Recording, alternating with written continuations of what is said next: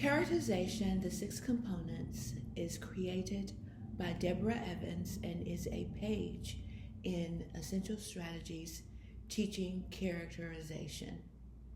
There are over 150 pages in this resource.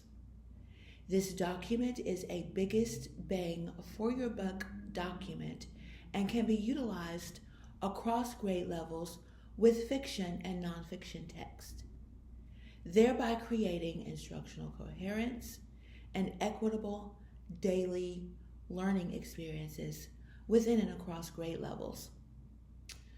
This document is designed to analyze characters. And as you analyze characters, it is important to make certain students understand that a quote-unquote character can be a race, nation, organization, fiction, and or nonfiction. This document can be used to analyze Barack Obama as well as Cinderella.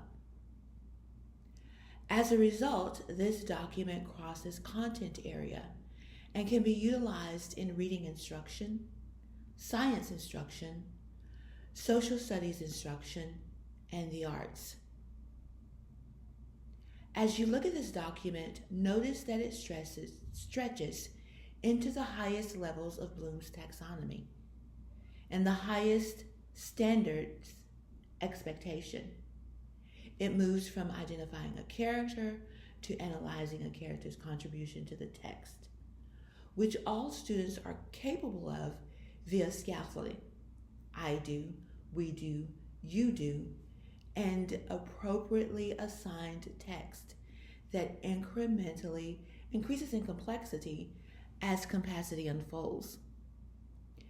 This is a complete and comprehensive document because it asks that students assign a trait to all of the ways a character is developed by authors.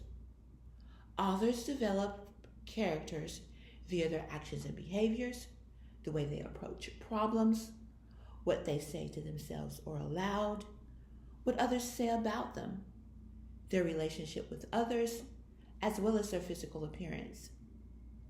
And as you think about cultural relevance, I encourage you to compare and contrast it to gossip, as gossip is character analysis.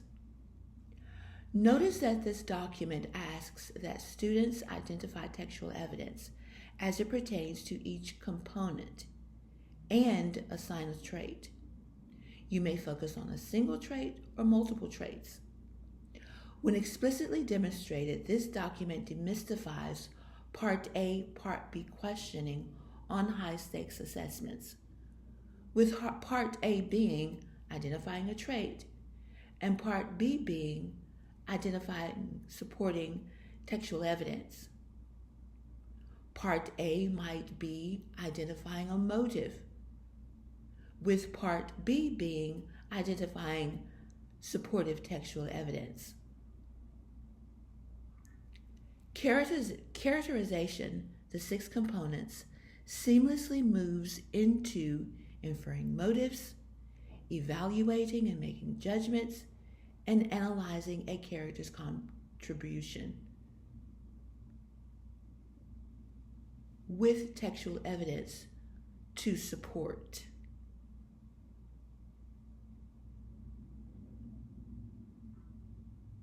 The sentence frames introduces academic language and gives all students the language to academically express themselves.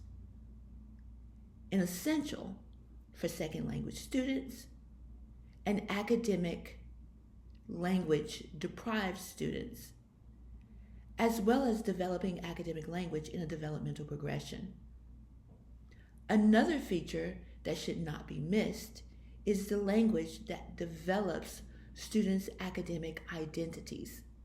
Notice that this document and all Essential Strategies documents tell students what they are doing as they are doing it. It explicitly shares when an interpretation is being made. It explicitly states when the student is identifying a motive, evaluating and analyzing, thereby developing their academic identities and pinpointing their strengths and successes and the next developmental step. As you utilize this document, know that it does not, and in most instructional scenarios, should not be completed in a single instructional setting. Dive deeply and segment the document over the course of several days. Revisit it often, utilize it consistently, so as to implement it deeply and richly. Stretch this document into a writing assignment, as each part is an individual sentence that combines and becomes an analysis writing. Utilize as a formative and or summative assessment as well. Portions can be used as exit tickets. This is blooming, the right to bloom intentionally.